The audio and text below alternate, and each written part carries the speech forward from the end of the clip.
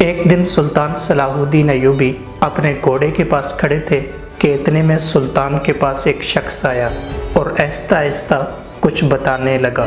تاہم ابھی تھوڑی دیر ہی گزری تھی کہ سلطان نے غصے میں اپنی تلوار ہوا میں لہرائی اور پھر قسم کھا کر کہنے لگے کہ اس شاتم اور گستاخ کو میں اپنے ہاتھوں سے قتل کروں گا۔ بالآخر ختین کی خونریز جنگ کے بعد اس شخص کو گرفتار کر کے سلطان کے سامنے پیش کیا گیا، مگر ختین کا مارکا کوئی عام مارکا نہیں تھا۔ اس جنگ نے ایک طرف صلیبیوں کی کمر توڑ دی تھی تو دوسری طرف اس جنگ کے بعد بیت المقدس مسلمانوں نے فتح کر لیا تھا۔ تاہم ایک ڈھلتی ہوئی ابرآلود شام میں یہ سب کچھ کیسے ہوا تھا، آئیے جانتے ہیں۔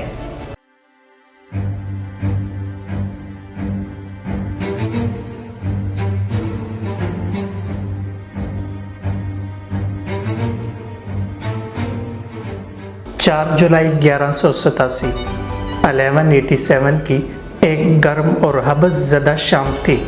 ختین کے مقام پہ آگ اور خون کا ایک قہر آلود مارکا جاری تھا۔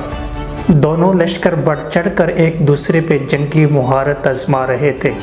فریقین میں سے ہر ایک اپنے مقصد پہ قربان ہونے کو تیار تھا۔ ایسا لگ رہا تھا کہ گویا آسمان نے شاید ہی اس سے قبل ایسا خون ریز مارکا دیکھا ہو، مگر یہ انتہائی ذوق موت اور شدت جذبات بلا سبب نہ تھے۔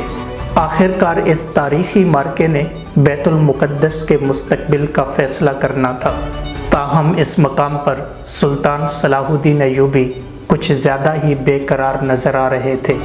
سلطان کے ازمودہ سپاہی اور سالار بھی سلطان کی بے چینی کو محسوس کر رہے تھے۔ دشمن کو خوب تھکا کر آخری لمحات میں انتہائی اطمینان سے کاری ضرب لگا کر میدان جنگ کا مکمل پانسا پلٹنے والا سلطان آج کچھ جلد بازی میں لگ رہا تھا۔ بالآخر تاریخ کا یہ خون ریز ترین مارکا اختتام پذیر ہوا۔ فریقین کے بھاری جانی نقصانات ہوئے۔ 30,000 کے لگ بھگ مسیحی سپاہی ہلاک ہو گئے تھے، جبکہ کثیر تعداد میں قیدی بنا لیے گئے تھے۔ اب انہی قیدیوں میں سے سلطان صلاح الدین ایوبی کے سامنے چند قیدی پیش کیے گئے۔ ان قیدیوں میں فرانس کا صلیبی بادشاہ بھی تھا۔ اب جب قیدی سلطان کے سامنے آئے تو حیرانگی اس وقت ہوئی جب سلطان اپنی نشست سے اٹھے اور پھر ایک گلاس پانی کا لیا اور پھر سلطان نے اپنے ہاتھ سے پانی پینے کے لیے صلیبی بادشاہ کو دیا۔ اب صلیبی بادشاہ نے بھی تشکر آمیز نگاہوں سے سلطان کو دیکھا اور پھر سلطان کے دیے ہوئے پانی سے کچھ پانی پی لیا۔ تب رواج تھا کہ بادشاہ جسے اپنے ہاتھ سے پانی دیتا تھا اسے قتل نہیں کیا جاتا تھا، گویا یہ جان بخشی کی علامت تھی۔ اور صلیبی بادشاہ کی تشکر آمیز نگاہوں کی بھی یہی وجہ تھی۔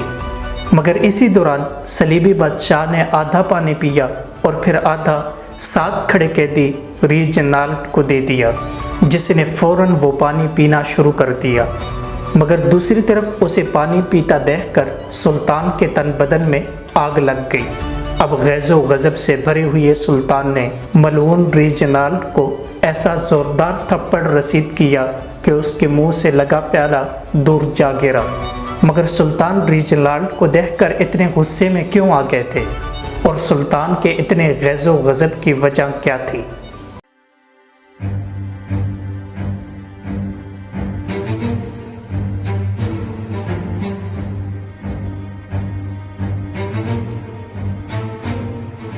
دوستو، ریجنالڈ قیدی وہ بدبخت تھا جس نے حجاز مقدس پہ حملہ آور ہونے کا منصوبہ بنایا تھا اور ساتھ قسم کھائی تھی کہ مکہ کو فتح کر کے خانہ کعبہ کو میں مسمار کر دوں گا۔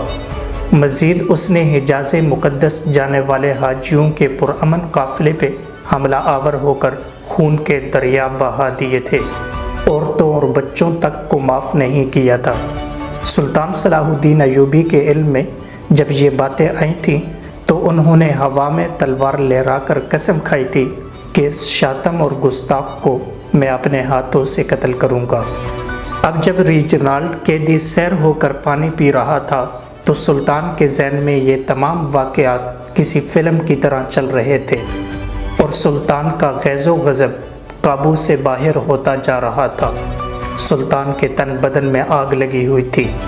یوں محسوس ہو رہا تھا کہ کوئی آتش فشاں لاوا اگلنے کو ہے۔ بالآخر سلطان نے قہر آلود نگاہوں سے صلیبی بادشاہ کی طرف دیکھا اور پھر گرج کر کہا کہ میں نے پانی تمہیں دیا تھا، اسے نہیں۔ پھر سلطان کہنے لگے کہ اس کے لیے کوئی معافی نہیں اور کوئی پناہ نہیں۔ اب اس سب کے بعد سلطان بجلی کی مانند لپکا اور پھر اس گستاخ قیدی کو گھسیٹتا ہوا خیمے سے باہر لے گیا۔ پھر اچانک سلطان کی تلوار بجلی کی طرح کوندی اور گستاخ ریجنالڈ کا سر ہوا میں اڑتا ہوا دکھائی دیا۔ پھر سلطان صلاح الدین ایوبی گھٹنوں کے بل تلوار کے سہارے نیم بیٹھ گئے۔ اب چشم و فلک نے پہلی بار ہمت اور استقلال کے پہاڑ سلطان صلاح الدین ایوبی کو روتے ہوئے دیکھا۔ فرط و جذبات سے سلطان داڑے مار مار کر رو رہا تھا۔ سلطان کے جنباز لشکری بھی جذبات سے مغلوب اور اب دیدہ ہو کر یہ حیرت ناک منظر دیکھ رہے تھے، اور ساتھ جنگ حطین کے حیرت زدہ قیدی بھی یہ ناقابل یقین منظر دیکھ رہے تھے کہ فاتح جشن منانے کے بجائے تاڑے مار مار کر کیوں رو رہا ہے۔ وہ شاید حالت جذب کو نہیں پہچانتے تھے، مگر ان قیدیوں میں سے ایک قیدی صلیبی بادشاہ کچھ عاشق کے حال دل سے آشنا تھا اور اپنے کیے پہ شرمندہ بھی تھا، مگر سلطان کی ہیبت کے باعث کسی کو ان کے نزدیک جا کر تسلی دینے کی جرت نہیں ہو رہی تھی۔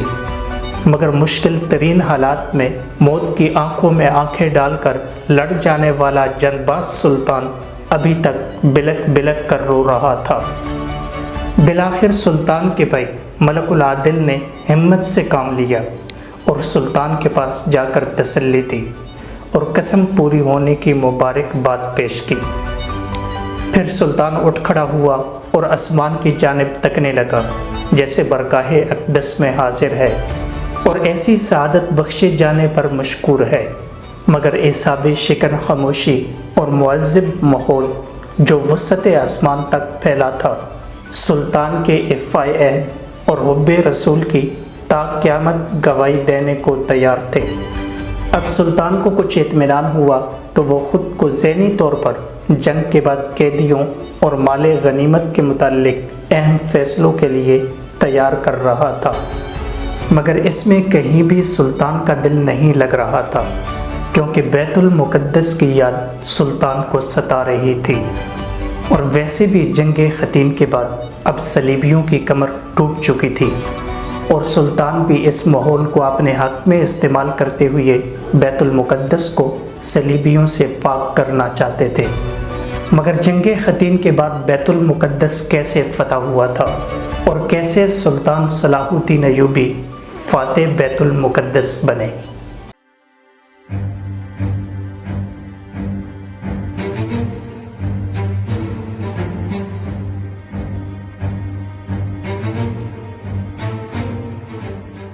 دوستو 4 جولائی 1187 1187 کو جنگ حطین میں زبردست شکست کے بعد مسیحیوں کی مملکت یروشلم کمزور پڑ گئی تھی اور ان کی کئی اہم شخصیات سلطان صلاح الدین ایوبی کی قید میں چلی گئی تھی۔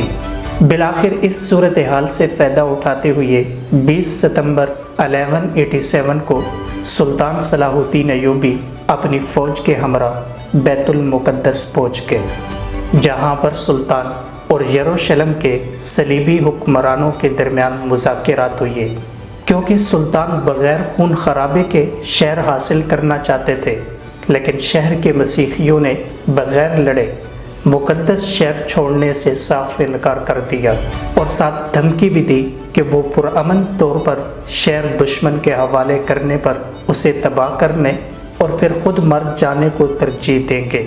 چنانچہ مذاکرات میں ناکامی کے بعد سلطان صلاح الدین ایوبی نے شہر کا محاصرہ کر لیا۔ سلطان کی افواج برج داود اور باب دمشق کے سامنے کھڑی ہو گئی اور پھر تیر اندازوں نے حملے کا آغاز کیا۔ اس کے علاوہ منچیکوں کے ذریعے شہر پر سنگ باری کی گئی، تاہم سلطان کی افواج نے کئی مرتبہ دیواریں توڑنے کی کوشش کی، لیکن مسیحیوں نے اسے ناکام بنا دیا۔ بالآخر 6 روز کے محاصرے کے بعد سلطان نے اپنی افواج کو شہر کے دوسرے حصے کی جانب منتقل کر دیا اور پھر حملہ جبل زیتون کی جانب سے کیا جانے لگا۔ بالآخر 29 ستمبر کو مسلم افواج شہر کی فصیل کا ایک حصہ گرانے میں کامیاب ہو گئی، تاہم وہ فوری طور پر شہر میں داخل نہ ہوئے اور دشمن کی عسکری قوت کو ختم کرتے رہے، مگر ستمبر کے اختتام پر یروشلم کے صلیبی حکمرانوں نے سلطان صلاح الدین ایوبی سے مذاکرات کے دوران اپنے ہتھیار ڈال دیے۔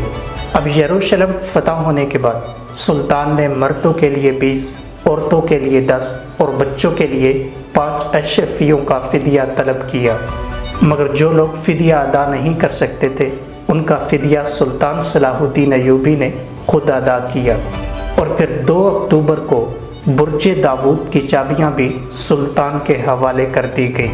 اب یروشلم فتح ہونے کے بعد سلطان صلاح الدین ایوبی رب تعالیٰ کے حضور سجدہ ریز ہو گئے، اور پھر مسجد اقصیٰ کو عرق گلاب سے دھلوایا گیا۔